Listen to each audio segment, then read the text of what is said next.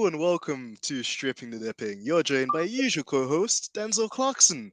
And what an amazing week of motorsports we have lined up with, the Monaco Grand Prix, the jewel of them all, then the 106th running of the Indy 500, and also a very quick shout out to our boy Raffaele Marcello, who is also participating in the ADAC 24 hours of Nürburgring. It's absolutely grueling stuff.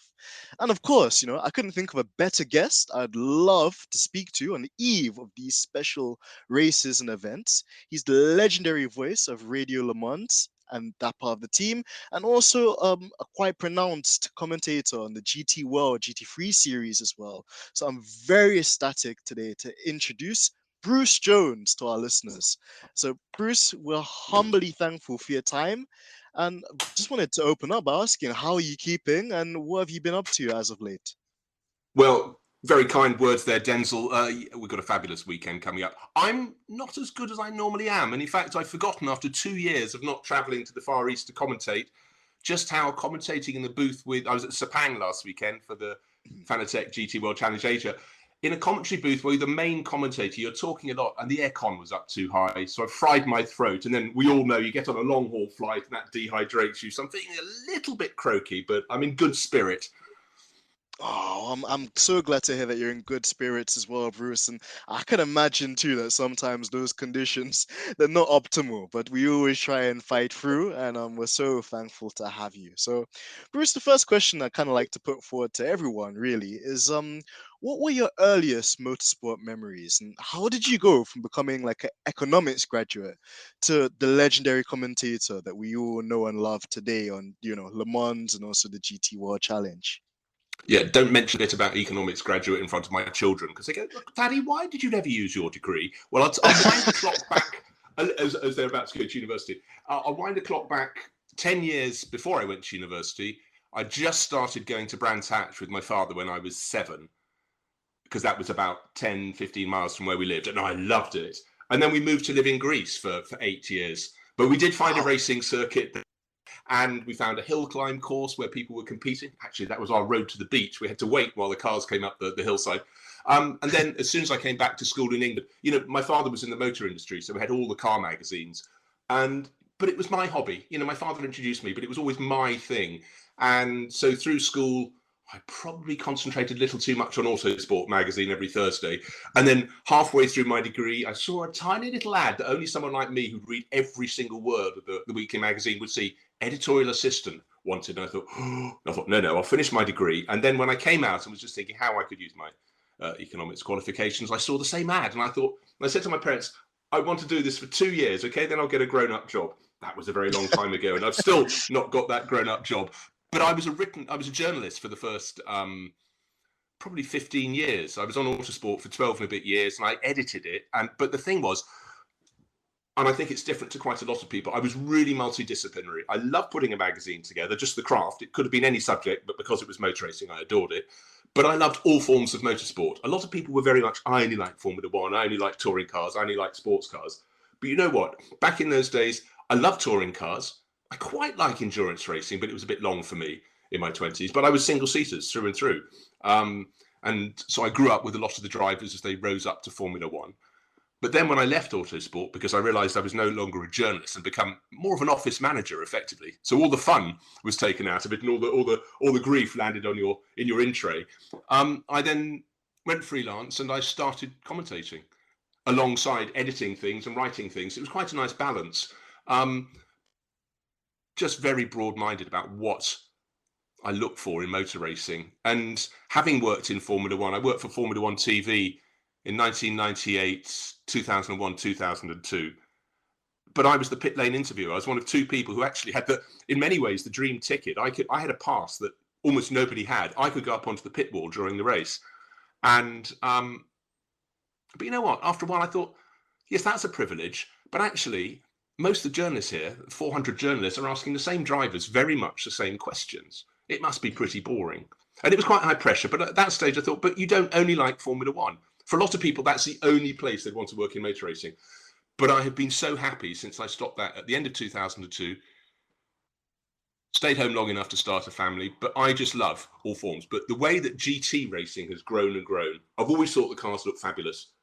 They're brilliant. And I'm so pleased that you had Rafa last weekend, Rafa Marciello, because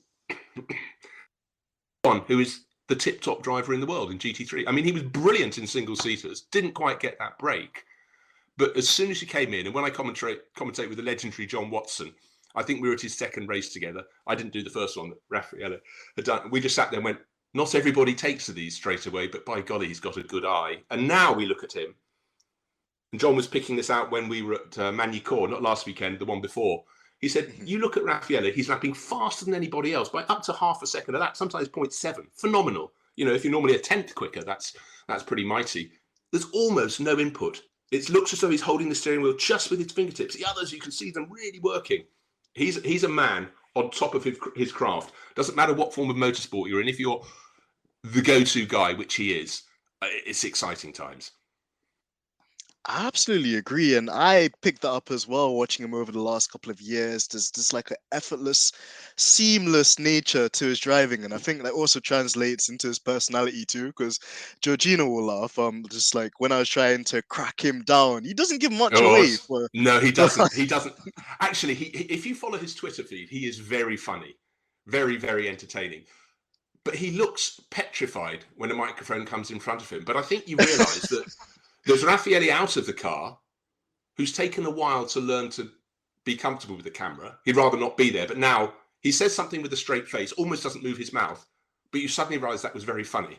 But, you know, before his happy place was the car, and I think he's developing his persona out of the car. But I think GT3 drivers are in a really good place at the moment, because not only can they compete anywhere in the world, pretty much any weekend, you know, it could be in the Australian Fanatec GT series, you can be in the Asian, you can be in the American, you can be in the 2 European ones.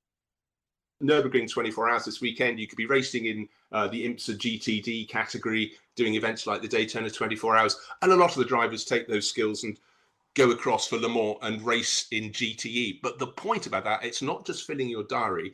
If you're seen in a formula like GT3, where the performance of the car is balanced, there's a balance of performance, so each of the manufacturers has, in theory, an equal chance, and you're still coming top, that's very, very... But I just want to lead on to where I think this is going to go for a lot of them.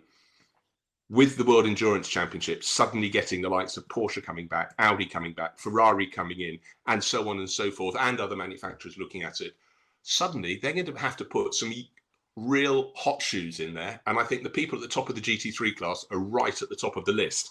So you can imagine there's a lot more pressure on them, but potentially they could have the sort of career they would never get in Formula One. We all know Formula One is, Denzel, is the top, the tiny little pinnacle of motor racing. And so few people get their shot at it with only 20 cars.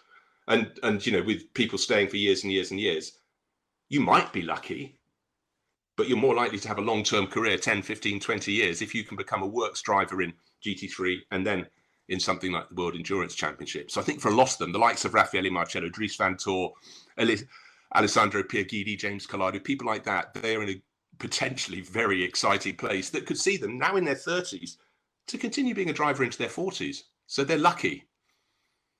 So true, and I agree with you. And it's almost reminiscent of some of the other drivers I think of when it comes to like multi-disciplined like skills or even just disciplines. Like you have got like Jan Magnussen, for example, obviously the father of Kevin Magnussen, which has done a lot of stuff with I think the Corvette program. I also was thinking of like Derek Bell and drivers like him too. Even Keke Rosberg, after the kind of Formula One days, he kind of kicked on and was doing a bit of DTM as well. So it's nice to see, like you mentioned as well there, Bruce, that the landscape for like a racing driver's career is not just defined by not making it into F1. And like you mentioned, and we will get into that, it's definitely something I want to get into on this session, but just the amount of push we're getting from manufacturers now is super exciting. I think on one side it's exciting, but then on the other side I look at the state of DTM, which is another kind of like segment I wanted to get into with you at some stage as well. And you're very seeing happy to get into that one, because I'm not happy with it at all. Because to me, you know, looking at them in the 80s when you had 3 or 4 manufacturers, fantastic teams into the early 90s, it's for touring cars. It's not, there's already fantastic GT3 racing around the world. So why they have to replicate it, I do not know. And last weekend, You had the DTM at, I think it was Oschersleben or somewhere in the north of Germany. You had the same sort of cars competing at the Red Bull Ring in the ADAC GT Masters. I think that, yeah, there was a Fanatec GT America race in the States and the Asian round at Sepang. All the same sort of cars. I just think it's wrong. I know it's difficult, and running in the DTM, it's very expensive. But, you know, the German fans, much as they'd like to think they could afford an Audi R8 LMS or a Ferrari 488 or an Aston Martin Vantage, they probably can't. But they can normally afford the saloon car, the touring car version, Sure. you know, the non-racer. So I think it's been a bad move. But then these drivers, it does mean they can get paid. So from their point of view, it's all quite good. Of course, and I guess there's a balance side to that and as well in terms of just looking at it and seeing how even that's changed. And as you mentioned too, like I grew up, like I was born in '95, so I just about missed the whole like Mercedes like 190e Evo, the BMW Yeah, M3, the Alfa magical Romeos of the cars. time. Exactly, and then I'm going kind to of make you as I very got, jealous, Denzel.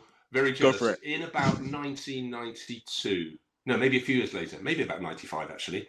I was just leaving Autosport. Yes, it was the very end of 1995, and I got invited over to an event at the Hockenheim. It was called the Akademisch or Akademisch, and it was where basically the team chiefs and a few journalists got put in the DTM cars, and I was one of those Wow. lucky ones.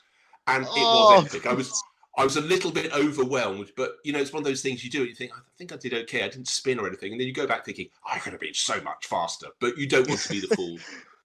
And it was of fabulous fun. course. Oh, well, definitely have made me very envious there. And if I had a Yeah, time sorry. machine Pretend and I I never could said just like it. go back in your shoes, I would. But just one of the questions as well, because you did touch on it earlier, and just kind of on the GT world kind of thing, side of things Mm, as well. You mentioned BOP, and I gave my best synopsis of it as I could last week. But just for maybe a newbie trying to get into these other disciplines of racing as well, Bruce, could you explain like how like the likes of the FIA or even SRO in relation to GT World go about setting the balance of performance? Because I imagine for each track it's probably slightly different, and it is maybe exactly so. they. Mhm. Well, what they And I do was is thinking, basically they work out a sort of a lap speed they want the cars to achieve. Then they have to sure, work out how to, let's say, peg the Porsches back a little bit because they're brilliant in the corners. But the thing is, it doesn't matter where they're fast; it's their lap speed. So some car, that's why it's still good, even though all the cars, let's say, are equal to do a lap of 1 minute 26 seconds wherever they are. Doesn't matter. But it does mean within that, one of the manufacturers, their car will be better in the corners, and another one is far better coming onto the straights, and another one, like Ferrari, is far better at the end of the straights because it's much more streamlined.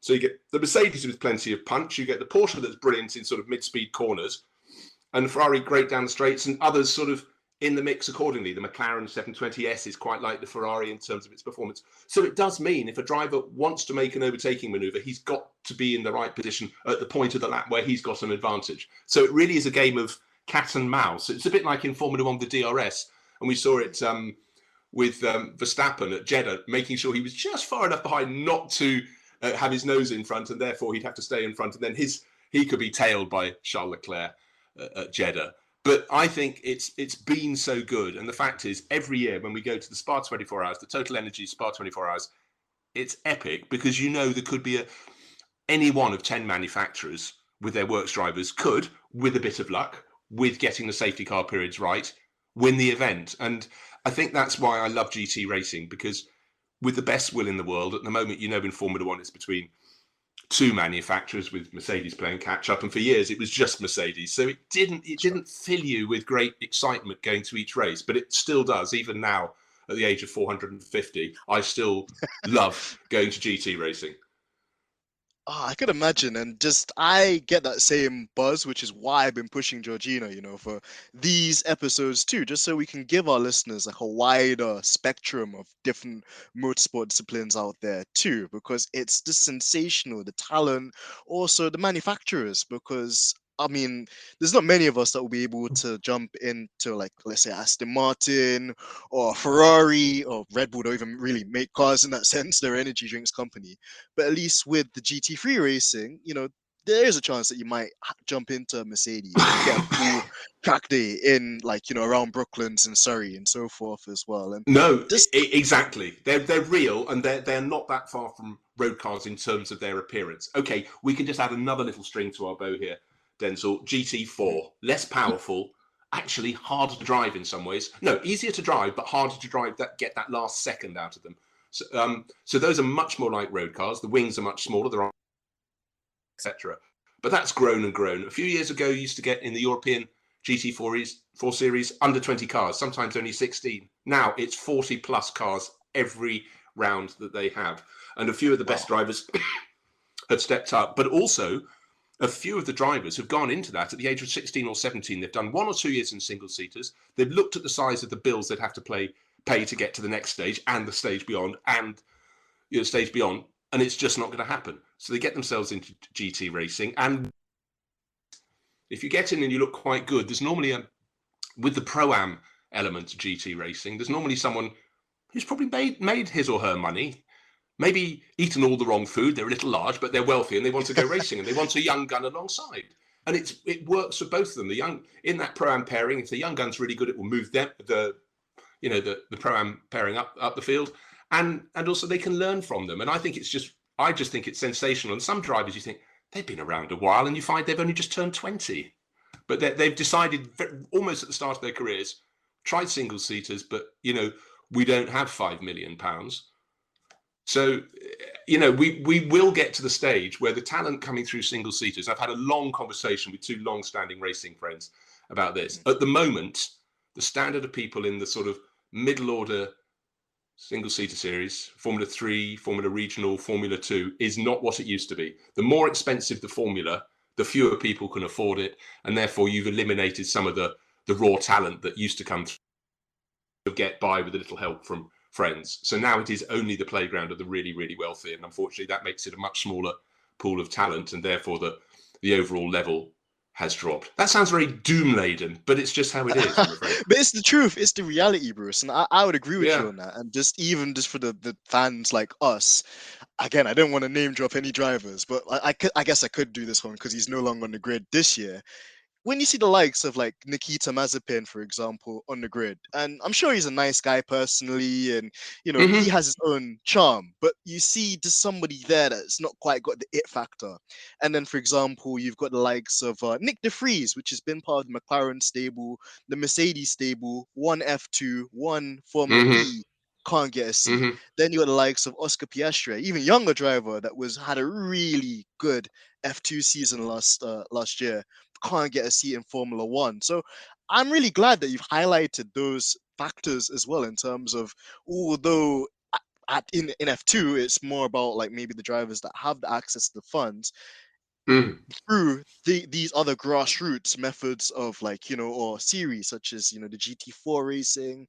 There's even like the M2 Cup or the Porsche Cup and these other great feeder series, that there's still opportunities for young drivers, and not like hope is not lost, because if you're talented enough, if you're good enough, there's still going to be some team out there, whether it's a works team or a customer team, that will take you under their wing and make you part of their program, as we saw with Raffaello Marcello and him being integrated back into the Mercedes family, which was lovely to see.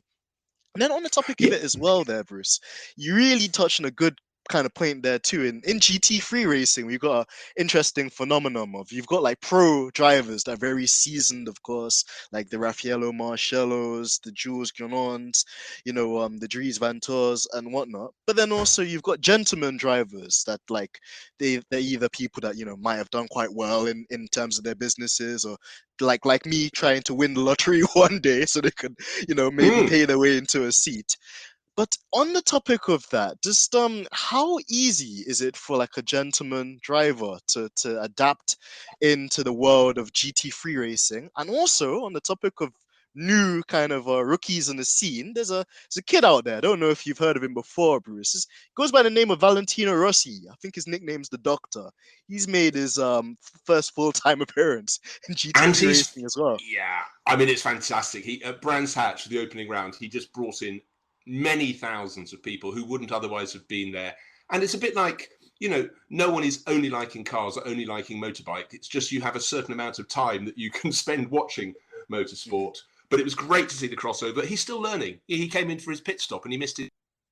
And you know, things like that. It's just not easy. And it also depends which car you drive, because when Mercedes brought out the current, excuse me, the Evo, that was a car that was designed so it didn't only suit the pro driver. It was designed so that it was going to be gentle enough for the AM driver, who was paying the bills and probably owned the car, to be more competitive. But some cars like the Ferraris, they're not the best car to drive if you're not absolutely on your game. And a lot of people who come in with lots of money, they want to drive the Ferrari. You know, that's what they've always lusted after. But with the right guidance, they go, why don't you do a season in something else and then see how you go? But the big question for so many of these drivers is, first of all, are they prepared? Particularly with successful people, they haven't normally spent their career listening to people, but are they prepared to listen and trust the people telling them what they need to do to get faster? Are they prepared to, you know, stop eating the cheese on top of the burger? You know, are they going to get fit? But it is about, and some drivers look as though they're going to be closing the gap and then they just plateau. They've got as far as they can.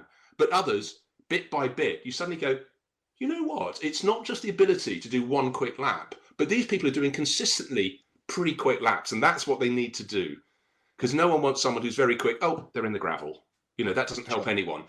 And when you watch GT racing, any form of endurance racing, I can almost not think of a race recently, the last 5 or 6 years, where someone hasn't ruined their results by, there's a minimum time that you have to serve from pit in, serve the pit stop, to pit out. And someone transgresses by sometimes just 1/10 of a second. But it means they have to come back into the pit, so slow down, get to the end of the pit lane, sit for 0.1 of a second and going again. So they've got rid of 25 seconds. And think how many corners you have to drive brilliantly to gain 25 seconds. So this is where competence is so important, because it could be, with balance of performance, so close. But particularly in Fanatec GT, you look at the team that will do the best pit stops almost all the time is Team WRT with their Audis. But they have a massive brains trust running that team. You've got Vincent Voss, ex-racer, who just got a really good brain. You've got Pierre Dieudonné, who guided Mazda to its win at Le Mans in 1991, also a racer in his own day. Thierry Tassin, ex-Formula 2 racer. These are people that understand racing, and they know how to drill their crews to just not make mistakes.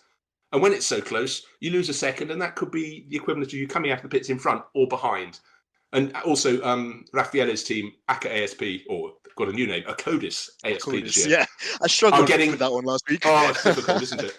Yeah. But, you know, they're run by another ex-racer, Jerome Policon, who raced in Formula 3000. You know, they are aware that it's easier to trip yourself up than it is to gain time by doing something brilliant. And that's what you just have to get across to your drivers. Absolutely. There's a fine balance. And even just watching the Magny-Cours race, there was still a lot going on, because although, obviously, for me, being quite happy, Raffaello Marcello and Timo Poslagski just drove up into the distance. Really was. He's just on a different planet that day, honestly. But even just Sorry, Bruce. No, you go ahead. No, I was going to say, even when he got out with a new set of tyres, he was banging in 3. He was 7/10. That's night and day of a second faster on a lap. You then think, okay, it'll come back down. But it only came down to half a second. He was still half a second. It was just absolutely phenomenal. A Magny-Cours is a circuit that gets much derided because it really middle of absolute nowhere.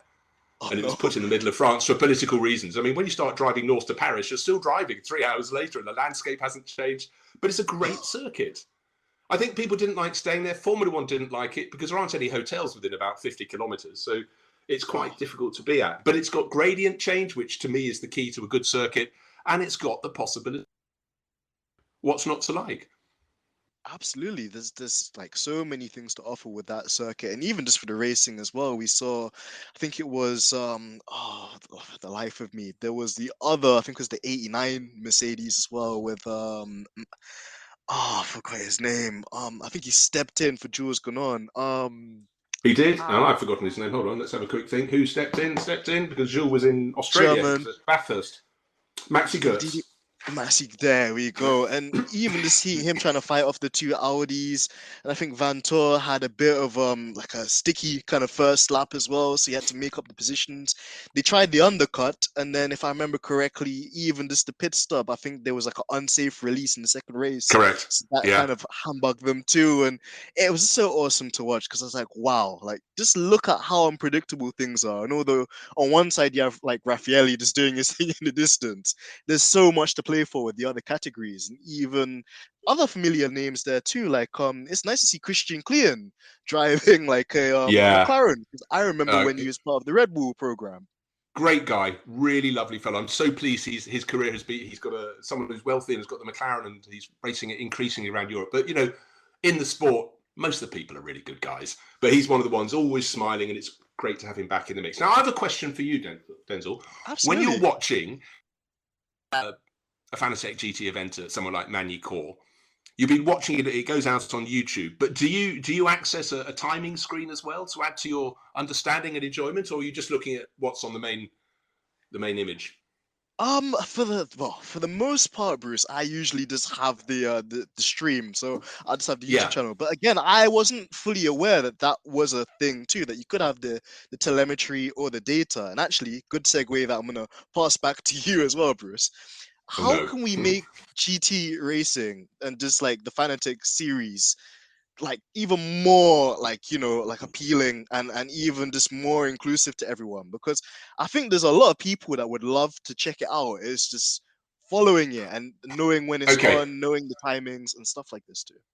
Yeah, that is the hard thing, because however you look at it, there is more motor racing than there ever used to be. Sure. A long time ago, I used to commentate from the UK, but the Super GT races from Japan, which was pretty horrible, starting your working day at 3 in the morning when Oh gosh. But we had a conversation then, because they were doing it on streaming. Go to their website and you can see it, rather than just, as well as just going out on all sorts of TV channels around the world. Sure.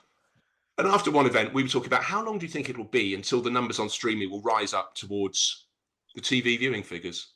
And we decided maybe 5 years with a good bit of momentum. The end of that year, and it's because you can choose when to watch, what you want to watch. But a lot of the championships, I do commentate on quite a lot of the Nürburgring long distance races. You can go to their website; they've got a timing screen. You can have that alongside on a laptop, and you're watching on a monitor.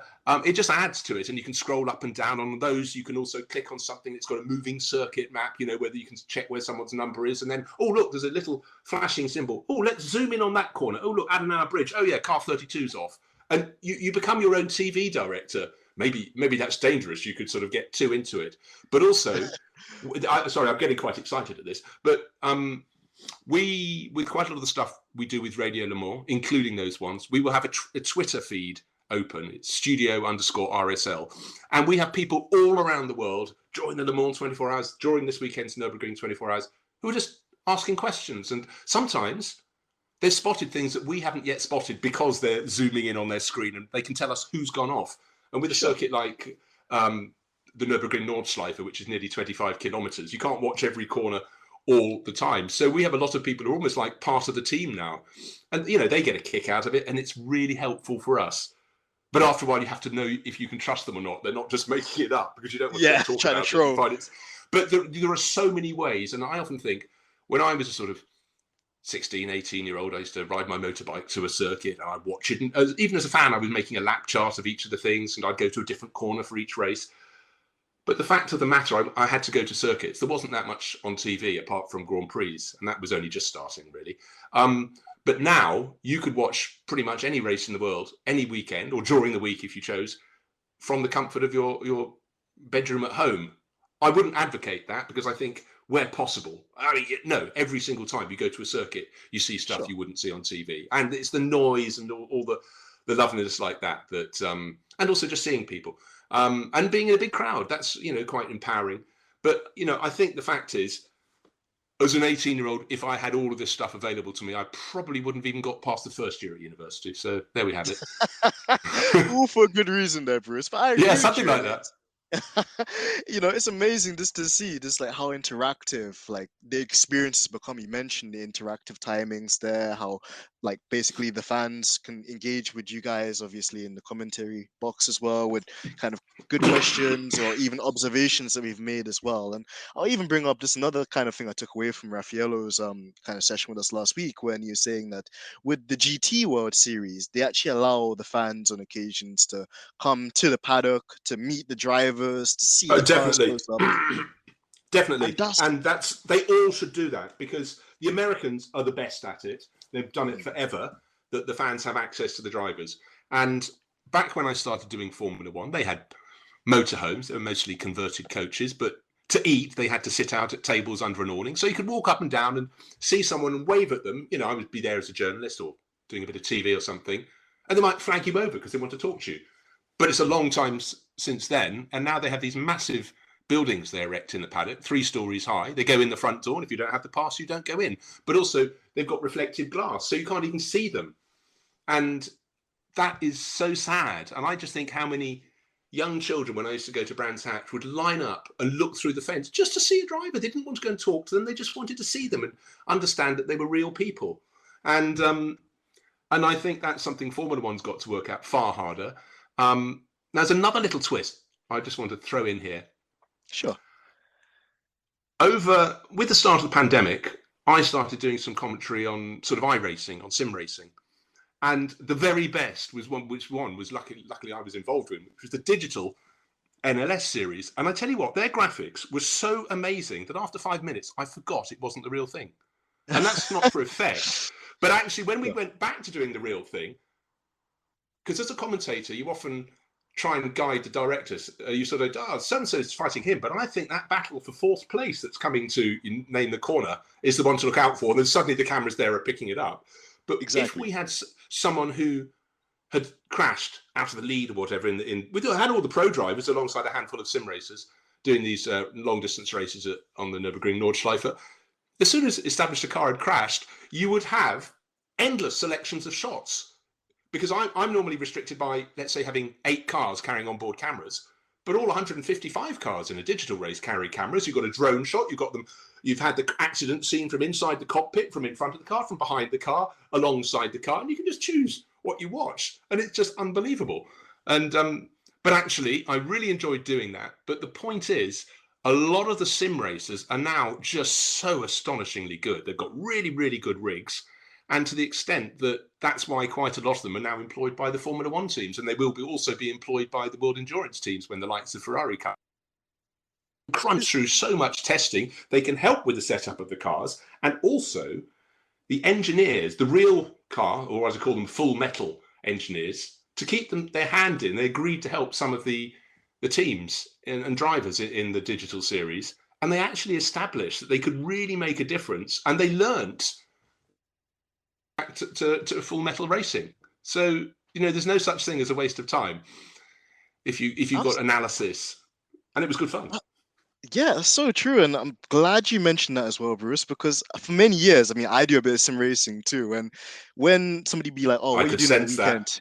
weekend?" Yeah, like you know where I'm going with this. What are you doing at the weekend, then? A bit of sim racing. Oh, what's that?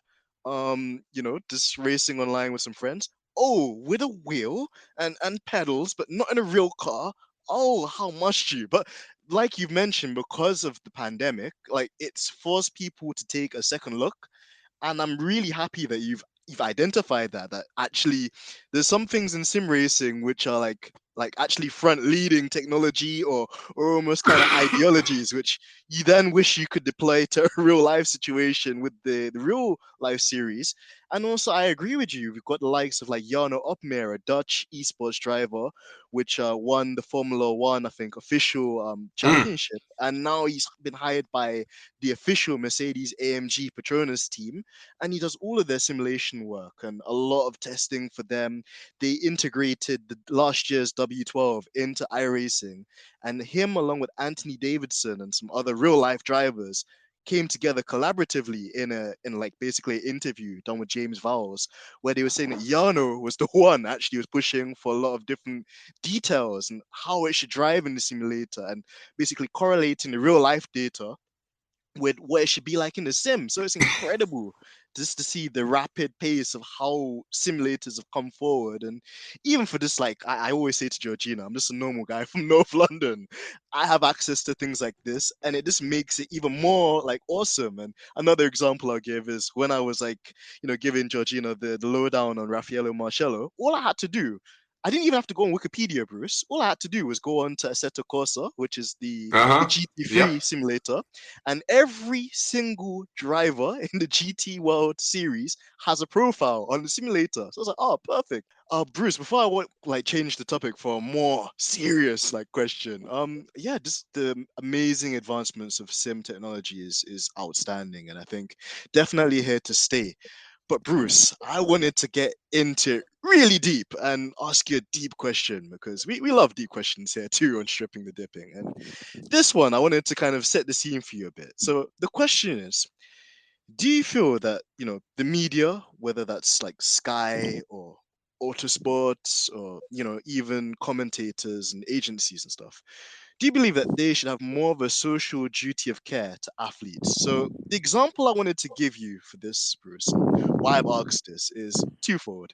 So before we were interviewing Raffaele last week, I was just looking through a couple of his tweets, and it seemed to be that he was having a bit of a spat with the Italian media because Yes. he had, See, performed amazingly well at Magnicure, got pole, got fastest lap, led every single lap of the race he could in his own race. But then the Italian media, they just like started like a article, and the headline was Valentino Rossi finishes 11th place, whilst Mercedes finished first. To which I could see why he was hurt by it because he goes by a dual nationality, and like Italians are obviously quite boisterous and loud sometimes, and for him to not get that acknowledgement from his own people, I could kind of understand why he felt that way. And another example I just wanted to give as go. well, just before I let you answer, is even just the way we see the media play off Lewis sometimes. Like we had the incident last year in the big like championship rivalry between him and Max at Silverstone. Two cars Mhm. going full hammer, and into cups. There's a crash involving Max having a huge impact, and thank God he was okay afterwards.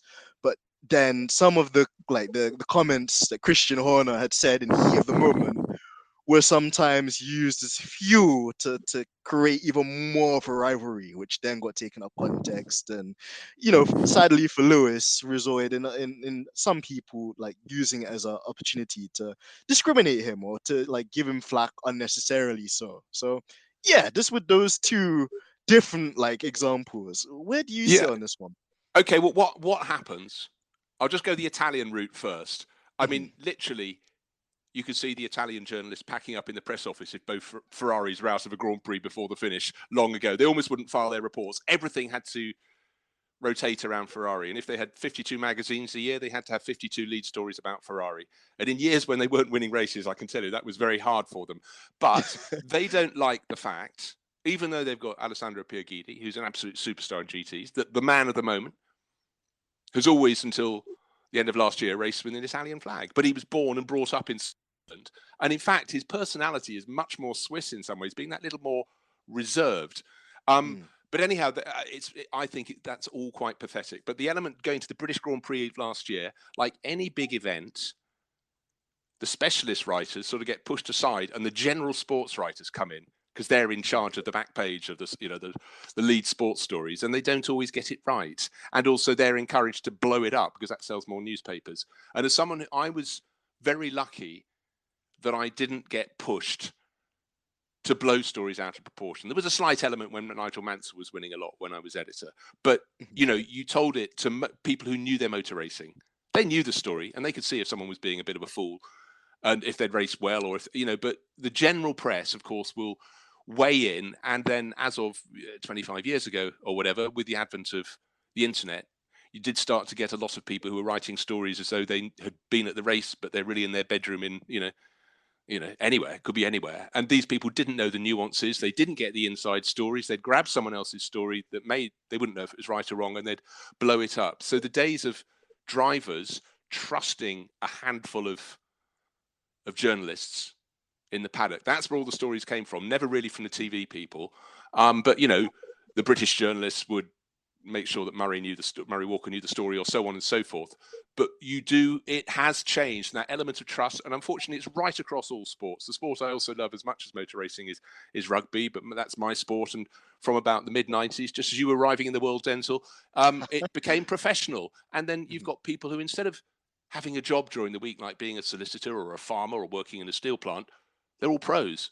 And they don't develop as much as people. They become better rugby players, but the stories aren't as good. And the element of trust is just, and there used to be this thing, particularly in rugby, what goes on tour stays on tour. And one of my great uncles played for the British Lions and went on a tour to South Africa. And the journalists would see the stories, but they would never, ever think of divulging them, of, you know, people having a few too many beers or whatever. It was a sort of code of conduct. But that is something from many, many years ago. But the element about the general sports writers coming in, and even not the sports writers, just headline writers coming in, is what leads to that. And in every sport, they like the goodie and the baddie, don't they? They want the two warring factions. And in fact, this year, I think they're slightly flawed, because the fact that after all that antagonism between Max and Lewis through last year, Max seems to get on very well with Charles Leclerc. So they can't blow the stories up as much.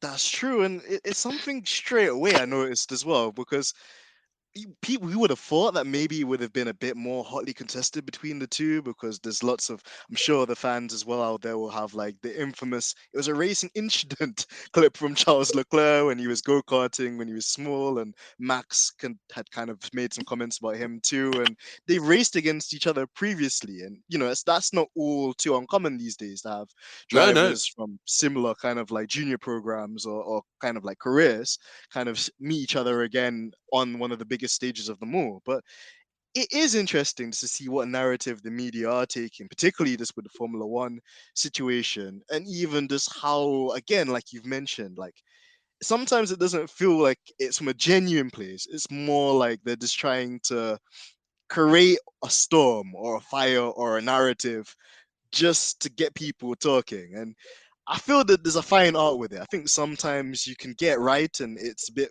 nice or funny to be a bit tongue in cheek. But then when it just becomes like an agenda, or you always see the same drivers getting criticized for one thing, but then other drivers, like, they could do no wrong, then it always is a bit cheeky. And again, I only know so much about MotoGP because my dad was more of an avid watcher of it. But I remember that no matter what like Valentino Rossi did, he was just good. No matter what, just like he was Yeah. always right. And even when he did something that was like out of the lines or something maybe a bit cheeky or promiscuous, it was just given a lie because it's Valentino Rossi. And like you mentioned, obviously the Italians take their motorsports quite seriously too, and the heritage of racing with Italians goes obviously a long way back. But yeah, it's just interesting to see how it translates even in the GT world. You have drivers like Raffaello coming out and saying, "Oh, I'm not too happy about this," and this is what I'm gonna do from now on because I don't feel that love or that recognition sometimes too as an athlete. Yeah, I think along those lines, the likes of Valentino Rossi, because he's one of the world's just top lovely people and an absolutely amazing talent. And he's always got a cheeky smile on his face. First time I met him, I didn't know what to make of him. And it was down at Goodwood at the Festival of Speed. And he was due to ride one motorbike up the hill and I think two cars, both Italian ones. But he loved it so much. He said, "Can I go down quickly now and get in another one?" It was like a kid opening the toy box. And he was just so lovely. But you can see, you can understand, if you've got 20 drivers competing in a championship, they're normal people with extraordinary skills, but they'll still, those 20 people, be across the spectrum of character, from the introvert to the extrovert to the one who understands what he's being asked. And a lot of them, of course, are doing it in their second or even third language, which I think is phenomenal. When some of them, and thinking back to Michael Schumacher, he wasn't someone who was educated to a high level, but he understood the nuance of English so well. And year in, year out, you get people who are just fantastic. I mean, for British English speaking drivers, it's really easy, but for the rest, they know that they've got to present a good image and they've got to be able, to speak English, unfortunately, because that's the language they all get interviewed in. But just going on, what has been lost, and social media has a big problem with this, is accountability.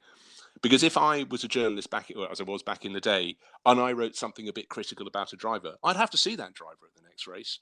So I'd have to be able to back it up and explain why I thought what I thought. But since 99% of the people that write about these drivers never even go to a race, they'll never even meet those drivers, they can write what they want. And it's sad. And most of them, unfortunately, don't know the sport well enough to understand it. In fact, there was someone writing at the weekend, and the incident where, on the opening lap, where Kevin Magnussen and Lewis touched, the way it was explained didn't quite work in the world of physics, that Kevin pulled across from behind and took out Lewis. He was sort of alongside, slightly in front. But he also, the journalist got the wrong corner as well. And you're thinking, really? Is it that hard? You can watch a replay. But anyhow, that's sort of by the by. But to understand the sport and really get under the skin, you need to go to the experienced journalists who've been in that paddock for sort of 30 years, grew up with the teams and the drivers. But in the old days, sorry, this makes me sound really old again. When you used to go to the airport on a Sunday night, say you went to Bologna, you're coming back from Imola, and you thought, I need to find out what they've been doing at Benetton. You'd go and talk to the designer, who's Rory Byrne. He's there collecting his luggage, just like you and I are from the belt. Wind that forward 20 years, and you'll be standing by the luggage belt, waiting for your luggage to arrive at Heathrow on a Sunday night. And, oh, hold on, here comes Williams' team. And there'll be 25 identical-looking people in their mid-20s who don't look as though they've ever been outside, wearing their matching team shirts. But they're all designers for Williams or whichever team, but they only do a small bit. And, and so suddenly it becomes quite faceless. And a lot of the time as a journalist or TV person, you want to find a story, not to publish it, but to understand better. Therefore, you can explain in your commentary or article, the story and possibly where it's going. But I really worry that everything is black and white now, with all that lovely grey area in between, which is the sort of knowledge that can put flesh on a story, has gone missing. Absolutely. God, it's doomsday, isn't it? Well, I had to ask the deep question, Briss, because again, week in, week out, we see it, and there's an emerging kind of Twitter community as well within Formula One, and we do have these discussions as to what onus do you place on journalists or media agencies when it comes to either the way they represent teams, drivers, the way that they highlight the sport, and what are the likes of series like Drive to Survive doing? Is it more harm than actual good in the way that they dramatize things, or they leave it not necessarily to the experts or the obviously the legends like you that have lived and breathed it, but more to the trendy social media kid that has a couple of thousand viewers, and just because he has influence, he's able to kind of get that reaction that way. So glad they've touched on that. They've sort of got it right in Drive to Survive in many ways, because unfortunately the age profile of people who watch Grand Prix was going up and up, and I think it was quite well into the 50s. They want people who are teenagers. This is the market they lost completely, because teenagers wouldn't be prepared to sit down for 2.5, 3 hours to watch a Grand Prix. The Grand Prix were too long. So this is generalizing, but this is the general thrust. So there was nobody young coming in, and you have the older ones would, keel over and eventually stop watching. And so they had to reinvigorate it. But where Drive to Survive has really, people, I'll wind the clock back quite a long way here. Sure. When I was at Autosport, and if I went out to dinner, people kind enough to invite me out, I would never talk about motor racing, because no one was interested in motor racing. Some obviously knew I worked in it, but that was my hobby. But then very soon, when suddenly Nigel Mansell started winning, suddenly everyone wanted to talk about it. Then it sort of disappeared. Motor racing pretty much disappeared from, maybe I just changed my crowd of friends, who knows. But now suddenly loads of people watch it, and some of my daughter's friends, they're fanatical. And these are girls of 15 or 16, and they need these people in, because in this game, if you're not hooking big numbers in, why are the sponsors going to be interested? And the previous owners of Formula One just refused to do anything. They just weren't prepared to promote the sport. We might look back in years to come and go, actually, it was better back then. I don't agree with everything to do with Drive to Survive. And in fact, you look across several of the seasons and they've missed the main stories. They've decided to go to, the 12th round, and we're going to focus on this team. And the real story from a journalistic point of view could never be with that team at that race. So I think from a journalistic point of view, I find it weak. Making it fancy, getting inside the garages and the motorhomes and stuff that people can't see. Because as I said earlier, it's all behind closed doors now. I think it's doing a great job. But I respect the like of Max Verstappen for going, you know what? I'm not prepared for you to come and twist it and create a story that's not quite right. I'm here to race. And I'm sort of wholly with him in that. So I think Drive to Survive is going to have to sort of reinvent itself, because now the people who started watching it, let's say 3 years ago, they now know Formula One to a fairly good degree. They can take it to another level. They put the sort of easy bait out, and now they've got to be quite clever. I don't really have the suggestions for them, but I think they may need to make the whole show a bit more grown up and a bit more credible, really. And I would like to have some people in the paddock who've been in the paddock a lot longer, who have the better relationships with the team chiefs and so on. I think they have something quite strident to say and quite strong and worth listening to. Exactly, and it's those relationships and just those stories which you can't manufacture, if that makes sense. It just comes with the time and the understanding and that ambition to be part of just what is a big machine, and goes everywhere in the world and has become like a global phenomenon. So I absolutely agree with you on that one, Bruce. And just shifting it over to a more technical part of our show today is I just wanted to get into a few Le Mans quirks too, because obviously you've got so much experience and knowledge on that field too. So it'd be rude of me not to, Bruce. But first thing I want to start off with was the interesting H24 prototype. So for the listeners at home, this is the first hydrogen electric powered car that will compete in the Le Mans 24 hours, I think, this year. And Yep. I just wanted to ask you, Bruce, as well, what are the technical challenges involved in embarking on such an ambitious effort? And is it likely that we're going to see a further push of these sorts of cars or categories in the strive for net carbon neutral racing in the future? The simple answer to that is that has always been a very strong element of technical innovation at Le Mans. Back in the 1950s into the early 60s, they had it was a coefficient of efficiency. So you had cars with tiny engines, 850 cc's, way slower than the fast things, but there was a class for them, and so it brought a few more manufacturers in. And but in recent years, in the past decade or so, there's been a thing called Garage 56. They used to have 55 entries, and the 56th one was for a car introducing new technology. And you look back over the years and go, oh, that was a bit of a failure. And others have worked in a small way, but the world keeps on moving on. In fact, I think in the latest Motorsport magazine, there was a car that ran on some form of biofuel about 15 years ago. That's for sale at the moment. So some go, and some big fan of the hydrogen cell concept. I think it is absolutely the way to go. And in fact, someone I know from my racing days back in the 80s, he was a Formula Ford racer back then. He is building a hydrogen cell down in Wales. He gets sponsorship from the likes of Porsche and the various manufacturers, but he's been sticking at that for a long time, and it may yet work. But to me, there are ways of making hydrogen far more cleanly than there are making burning coal to produce electricity to stick in an electric car. So that's sort of been my view for quite a long time. And the fact my friends' cars, these little River Simples, they drive like little sports cars from the early 60s. They're fantastic fun, lightweight, and you can throw them around. So that's enough about me. But honestly, there, Bruce, it's so interesting you mentioned that. And like you mentioned, Le Mans has such a declarated history of just innovation or completely new cars or stories. Like obviously we've got the Ferrari versus Ford saga. We had, I think, the Mercedes tragedy in, I think, the 60s, which was quite sad. 55. Oh, unbelievable. 55. Yeah, just crazy. And ever since then, I think they had a short stint with the whole FIA GT thing with the SOK. I think Le Mans car as Yeah, well. they did. They did, and they had the cars flipping down the Flying. Mulsanne Straight. Suddenly going 200 miles an hour, and it goes quiet. In fact, I was talking to a motorbike racer, and he was competing in the 70s out at a circuit in the middle of Austria at the Salzburg Ring.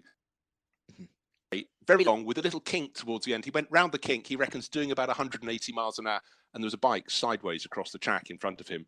And he said most accidents on motorbike, you hit something and it's bang, you're on the turf. It just went silent. And he thought, oh, I'm flying quite a long way, aren't I?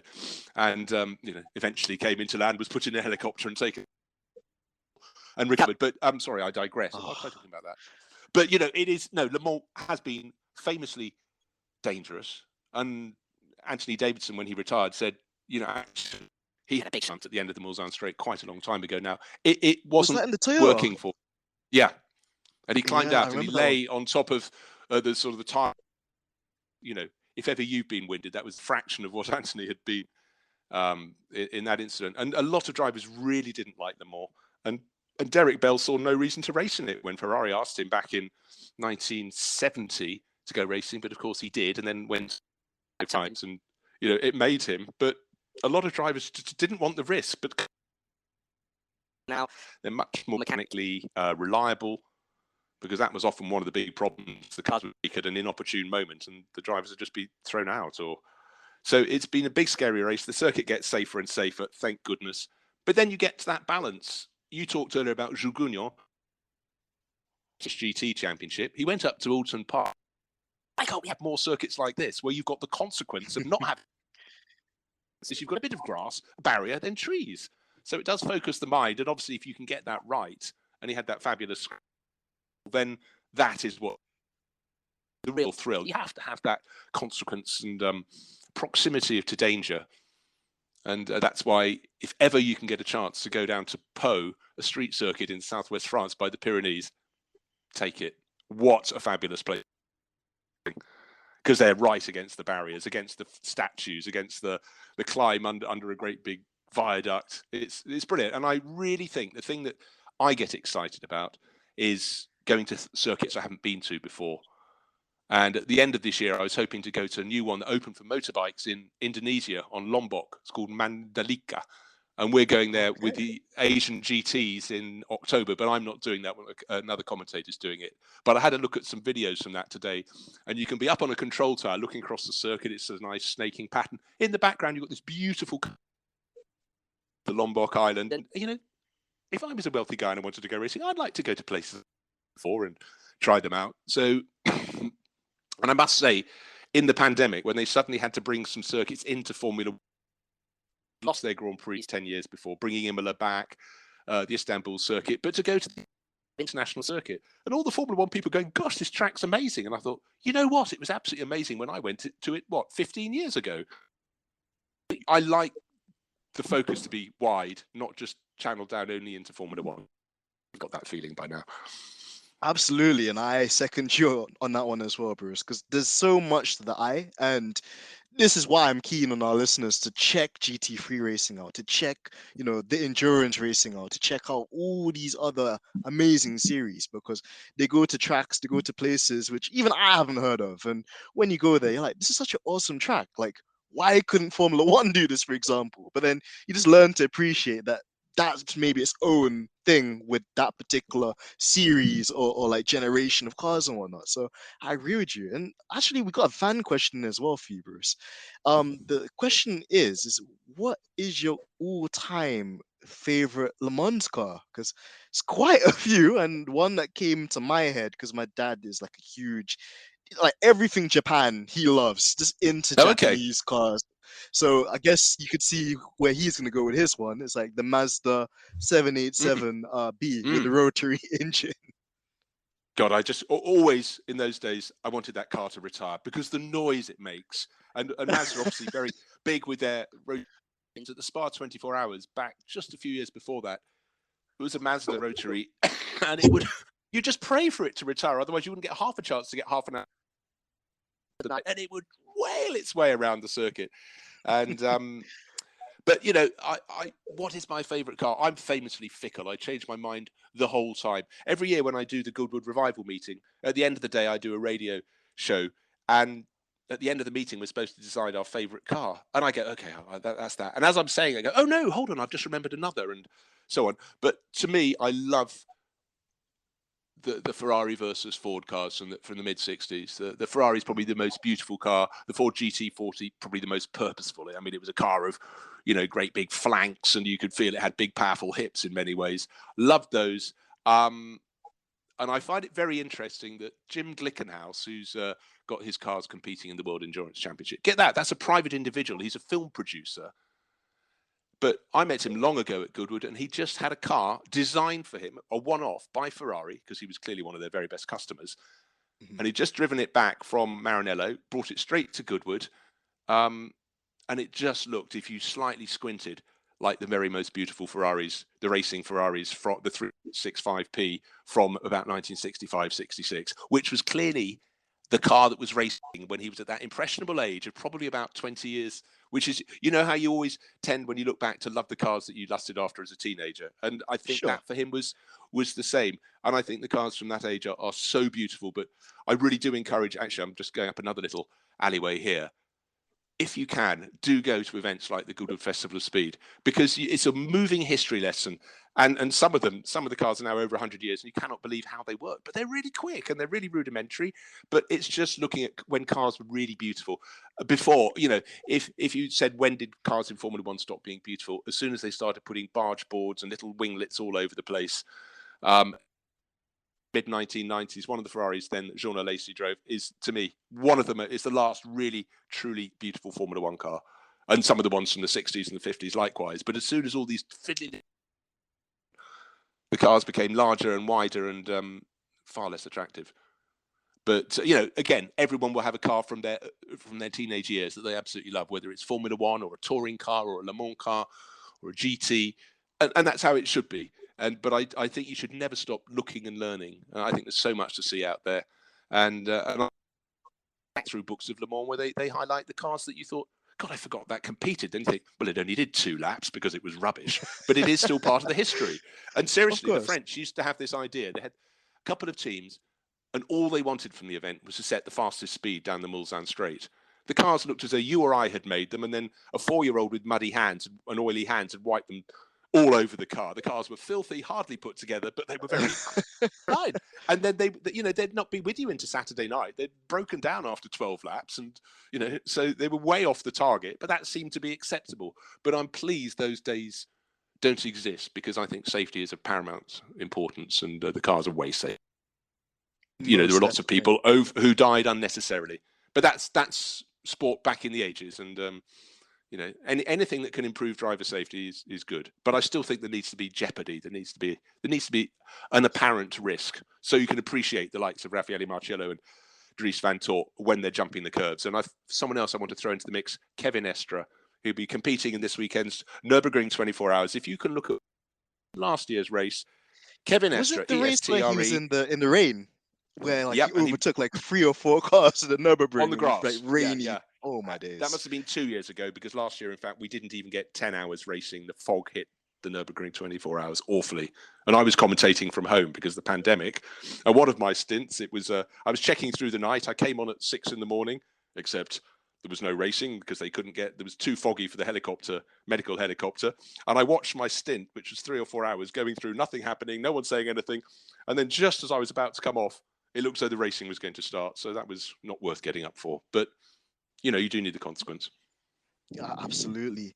And also, just another fan question we've got in as well, Bruce, and I think you'd be the perfect person to put this question forward to, of course, was we had a question from a fan saying, why is the GTE class being scrapped, and what are your current thoughts on that? And also, could you elaborate on the FIA's push for this new hypercar class and what that means for the series? Because they've been quick to mention the likes of Glickenhaus. It's almost like you can see my notes because you did reference them quite a few moments ago. And I'm they good like that. that. I know, right? It's like you see into my future. I'm gonna have to ask you for the lorry numbers later. But also, they've caveated the question and said, if the likes of let's say Andretti Autosport, the legendary Mario Andretti, for some reason he couldn't get into F1 or purchase his own team for F1, is there a possibility that maybe he could start a hyper class program or be a customer of a program with McLaren, for example, in this new hyperclass series that's being pushed by the FAA now, and also the GTE's being scrapped? Okay, potentially the likes of Andretti could come to its program. Andretti, great people at the top. They have been running in IndyCars.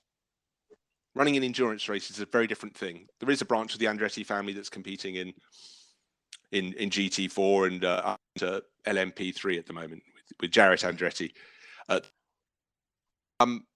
My take on all of this is Formula One should not be restricted to 10 teams. I loved it. There was a human story back in the days when you had pre-qualifying, not just qualifying, where some of the cars wouldn't get in, but some that had to be among the 6 fastest cars in pre-qualifying in about late 1980s, 89, I think it was, so that they were allowed to go qualifying. And so some people were packed up and off home by Saturday morning. you know, they'd failed. But some of the teams that were awful and just didn't manage to pre-qualify, they developed. They came on and they became worthy teams in Formula One. So I don't think you should shut the door and restrict numbers. But I know everybody with their, you know, taking money out of the pot, they don't want that pot to be diluted and have more teams. That's by the by. I still think if Andretti Autosport wants to come to Formula One, let them in. If they're good enough, even if they say only 20 cars qualify, but if they're good enough to get in those 20 cars, there we go. With regards the World Endurance Championship and bringing in Hypercar and LMDH, I think it's a great thing. I think we're to one of the great ages of sports car racing. Because how can it not be when you've got and prepared to make it more professional? You could say, though, I'll wind it back a little bit. So Group C was introduced. People hated it to start with. But what did happen, built a car that it sold to customers.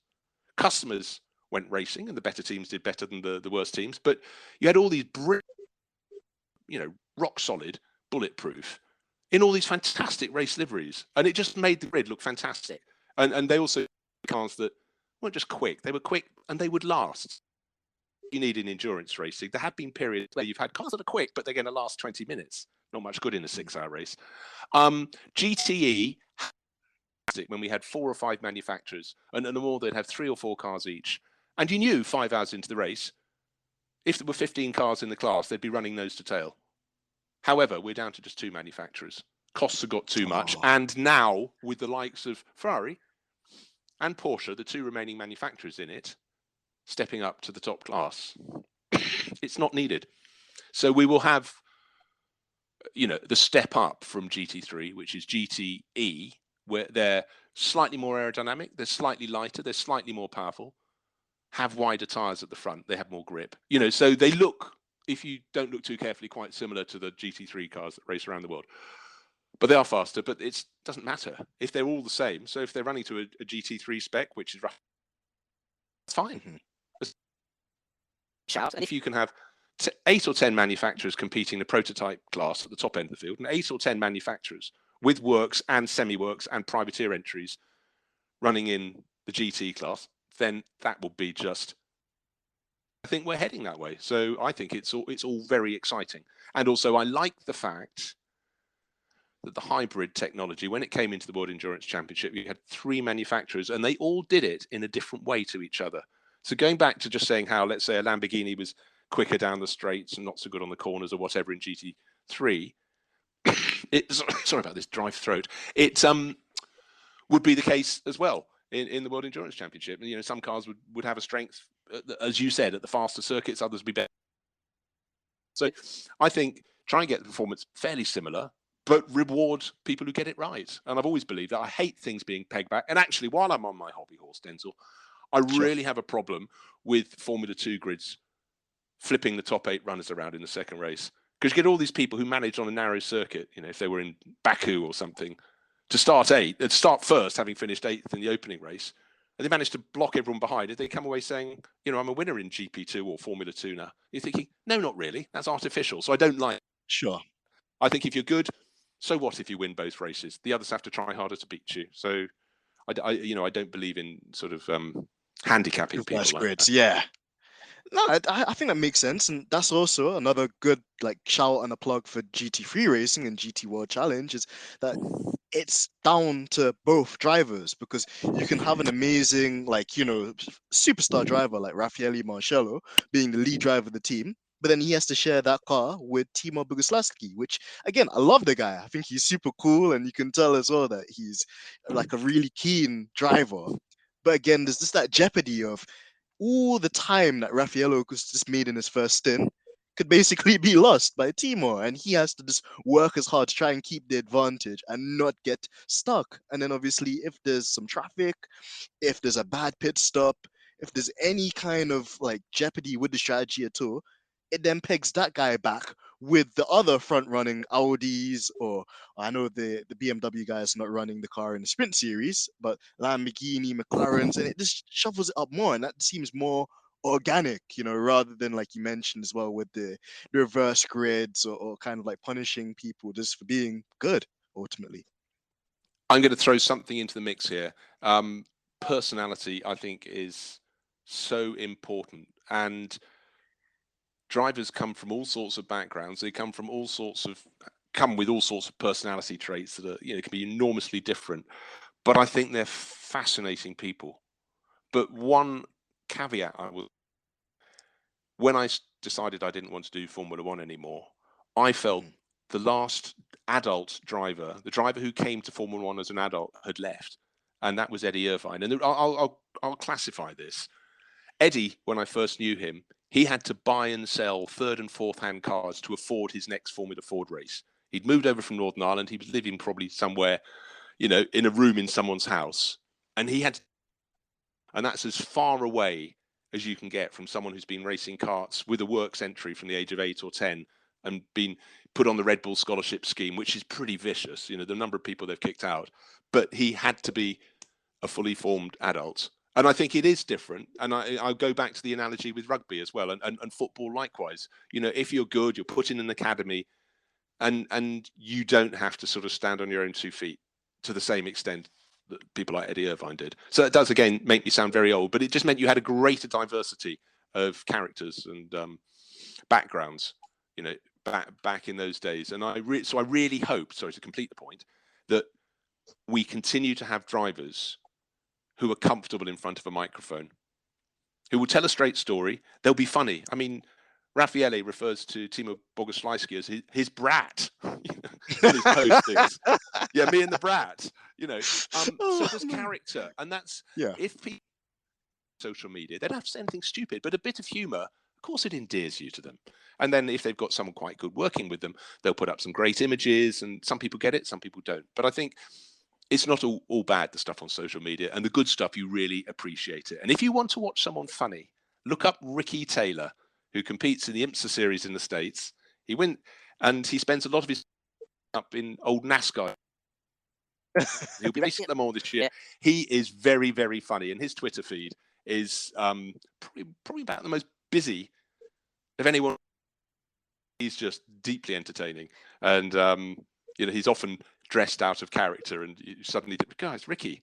But look out for him. So some people like him get it right, and I think that adds to the sport. Others don't have a good image, and it doesn't. But it's a game. It's a game. Sure.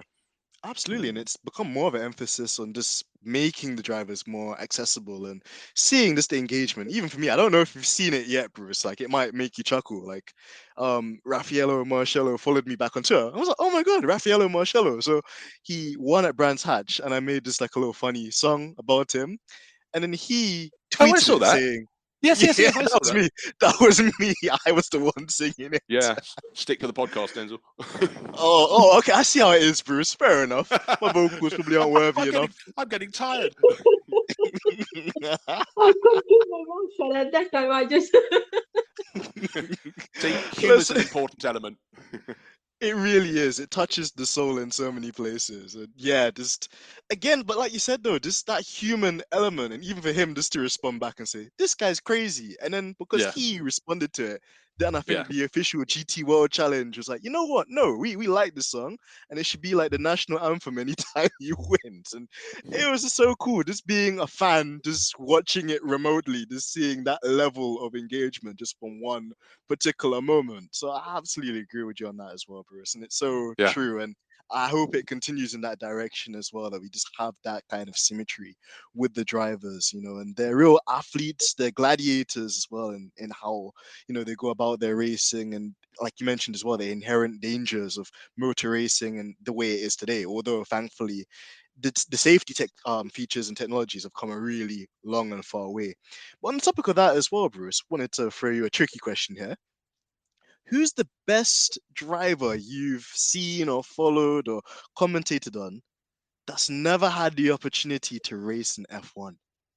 Oh, golly, I could give you, to get the best, but I can give you a list of at least 30 people who could have, should have. I'll give you one, not just because he became a good mate of mine, Gilles de Ferran, who went on to win the Indy 500 several times for Roger Penske, da-di-da-di-da.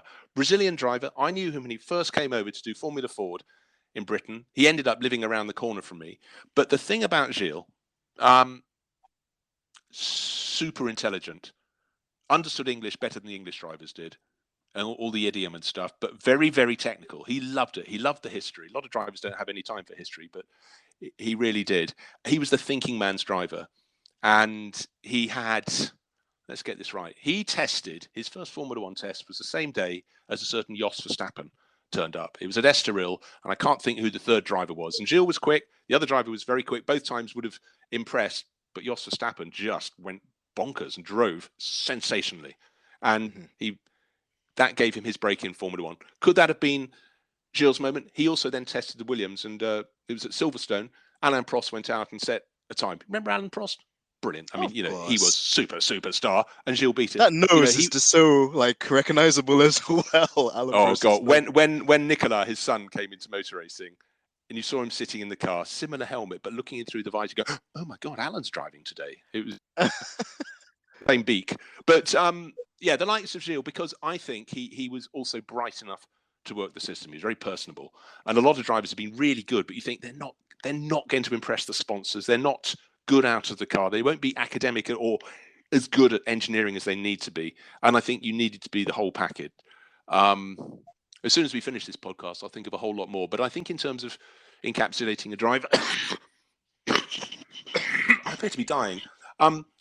But you need the whole skill set. Being fast is not enough. You've got to be analytical. You've got to be able to be personable to the team engineers and the mechanics. Sorry, I'll make sure there's no aircon in my commentary booth next time. And that's why Michael Schumacher absolutely swept all the Ferrari team into his sort of sphere of influence, because he would be the first one in the garage, he'd be the last one out. He'd know the families of all of his mechanics, and he worked the system. That sounds wrong.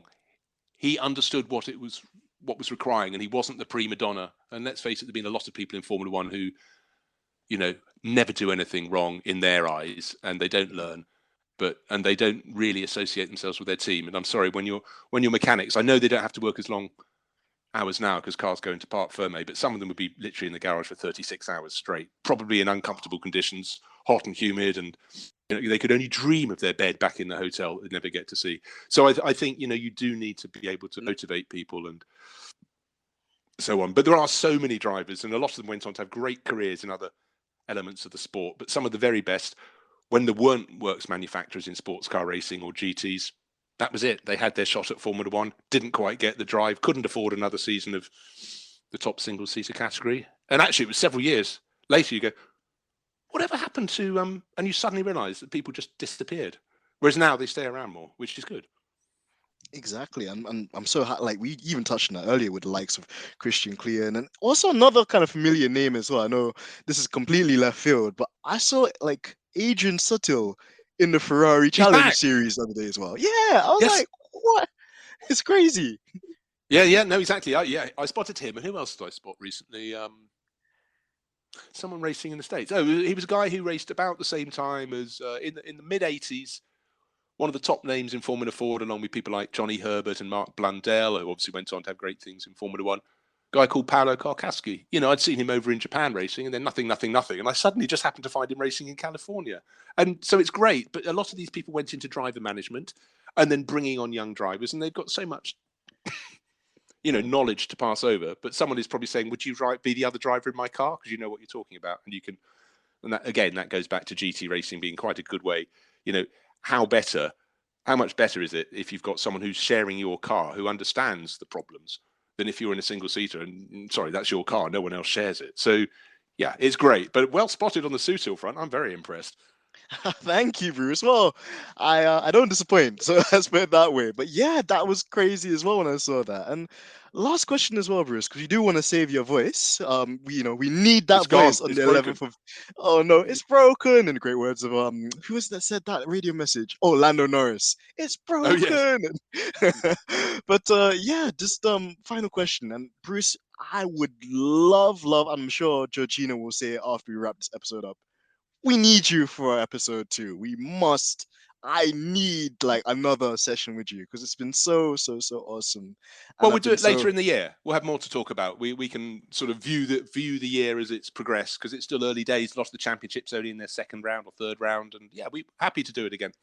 Oh, thank you, Bruce. And yeah, I think that's be an excellent idea as well. And final question, and again, I love these like weird hypothetical questions. I engineer sometimes myself. So this one's for you. Obviously, we touched on your background working with Autosport in a very senior position as editor as well.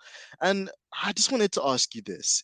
If you had to write an article, or let's even go a bit earlier, you had to write an essay, a dissertation for your English Hmm. teacher on what is the hardest racing event, whether it's winning a race at Monaco is A, winning the Indy 500 is B, or winning the Nürburgring 24 hours is C. Which one See, is the hardest? Okay, I knew you were going to go with that one. But well, it's why? because the track in its own right, with 172 corners, 172 corners or thereabouts in the lap, is tricky in its own right. The weather often has a big hand to play. You don't just get rain, you get fog. You probably get a plague of lotus. I haven't noticed that yet. But you also, it's multi-class racing. So you've got people driving cars that down the straights could be 50 miles an hour slower than yours. But more to the point, through the corners, they could be 30, 40 miles an hour slower than you. And imagine you're in a pack of 3 cars. You can't afford to give away half a second, even a tenth of a second. You've got to overtake these cars.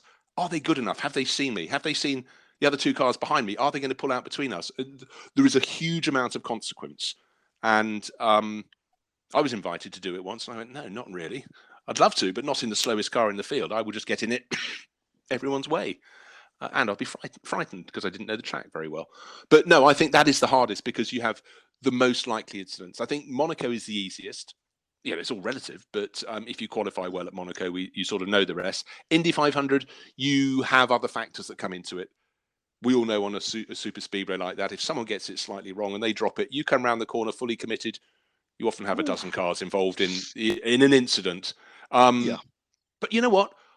I would love everybody listening to this to make sure they go to each or even 2 of those 3 events because they are all so different.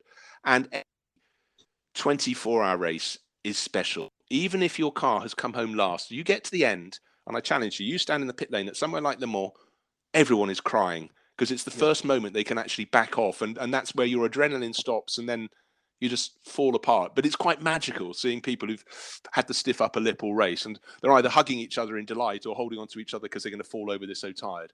But I think emotion is something that really has a role to play. I'd hate it if motor racing was really, really clinical all the time because in the end, yes, the cars are fantastic, the engines, the tires. It's the people that make motor racing. It really, trust me, over nearly 40. Well, actually, hold on. Let's do the sums. Very nearly 40 years in the business. It's the people that I sort of hold dear to my heart.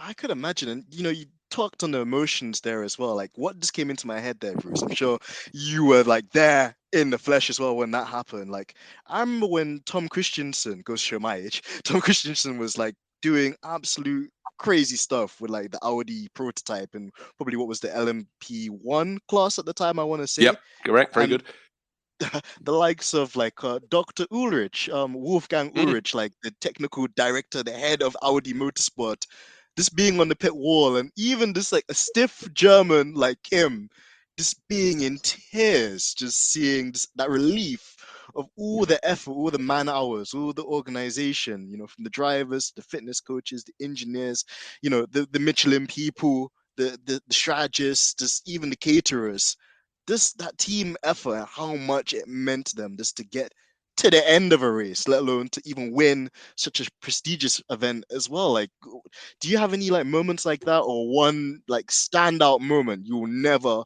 forget from like one of Yes, these? I do. Sorry, I'm at the end now of my world of talking. Being at Le Mans, was it 4 years ago, where Kazuki Nakajima started having car problems on the penultimate lap, about to have Toyota's first win in the race. They've been trying for 30 years, and then it didn't come around the final lap, and victory went away. And there was a totally logical reason, and it was next to none. It was a tiny, tiny reason, but with a huge, huge outcome.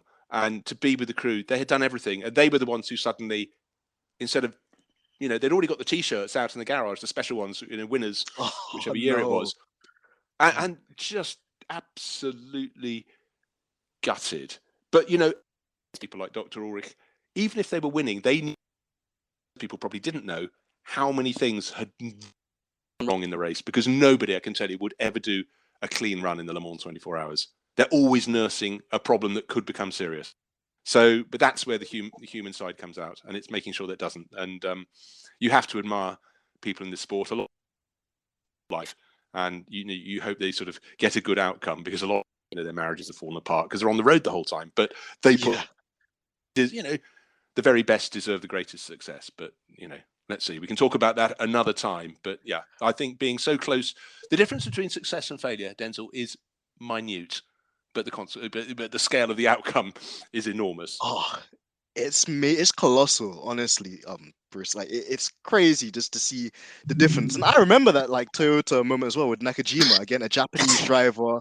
Everything just seemed like it was gonna click into place, and then like that infamous line of "It's not over until you finish or you cross the finishing line," and something like that happens in the last lap in a 24-hour race where it could have happened at any other stage, but for it to be on the last lap, the last minute, the last second. And on that bombshell, my parting shot, I just want to throw one little story in here to do with sure, which is not failing on the last lap, but someone I know who shall remain nameless managed to crash his Formula Ford car on the way to the grid. The chief came round and grabbed him by his seatbelts and tried to hoik him back the car, saying, "Look, laddie, to finish first you have to finish, but to finish at all, first you have to start." And they got on very well after that. Oh, I could imagine that right there is just maybe the wake up call that particular driver needed. It was. He went to great things. Oh, well, we love to see it, and it's progression, of course. And I think, like you mentioned, it's the people or the drivers that we always tend to that always go down in folklore history are those ones where they've had a story. They've not had things given to them on a silver spoon. They've had to find ways to reinvent themselves and also their teams and get the maximum out of their machinery. And that's why, even like we said earlier, even if it's not for this Formula One, this motor racing in general, it can just give you so many different ranges of emotions, and you see the highs, you see the lows, and it's just phenomenal. So yeah, on that bombshell, guys, this has been our extraordinary episode with Bruce Jones. I've been honestly like, I think this is one of my favorite episodes. I know I say that about every episode, but this one, like, I felt like I was chatting to a long friend, like Bruce, because that's the very knowledge kind, that you have, and just generally, there's so many memories, and just going back into time and talking about so many different significant moments of motorsport history. It's great. We definitely need you later on, and I'm so glad that we'll be able to arrange something later this year, hopefully when things settle a bit more. But Bruce, I wanted to leave the final word with you. Is there anything you wanted to say to your adoring fans? I know you might also want to plug the 24 Hours Le Mans on the 11th of June. And are there any handles or social media kind of platforms we could follow you and the rest of the great team as well? Here we go. What you need to do to make your enjoyment of Le Mans, you don't have to watch all of the 24 hours. You can dip in and out. Go to RS Studio. I'll be one of the, I think, 4 commentators. We've got people walking up and down the pit lane, something I did for decades, but now I've decided it's too hot out there. And you can, that's the Twitter handle, and you can go in, you can put your contributions and hopefully get stuff fired back and actually, in a way, become part of our team. And I tell you what, you might be scouring the timing screens to find information or whatever, but by doing that, you just get under the skin. And I think it really, really adds to the mix. So 11th and 12th of June, do join us. And Denzel and Jorgy, thanks so much. It's been great fun. Oh, well, it's touching to hear that, Bruce, because honestly, like, we just look up to you, like, oh my God, it's Bruce Jones. So, thank you. We really appreciate your time. And also, like, just for the people out there too, do you have any like personal social media or anything like that? Because we know obviously you don't just do Le Mans, you do other series. So anyway, we can keep a track of you and know like where you're off to on the weekends and what series you're doing from week to week. My handle is Bruce Joe, that's J-O, Racer 11. I have no idea why it's like that, but that's how it is. And occasionally I remember to post stuff, but I like it to keep it quite funny. I like it to be lighthearted, but yes, I do get around a bit. So maybe you can look out for that. Oh, perfect. Well, we implore all of our subscribers and listeners to go and obviously subscribe and follow you on that as well. And obviously the team as part of the Le Mans series. And again, just Bruce, thank you so much. It's been a very honorable pleasure today. And yeah, just what an amazing week of just motorsport we have. It's going to be really fun, really enjoyable. We hope that all the drivers are safe and have a good weekend with no serious injuries or anything like that. And yeah, just it's excellent as always. So guys, it's been your guy, AMG Denz, aka Denzel Clarkson. And until next time, we hope that you guys take it easy. See you soon.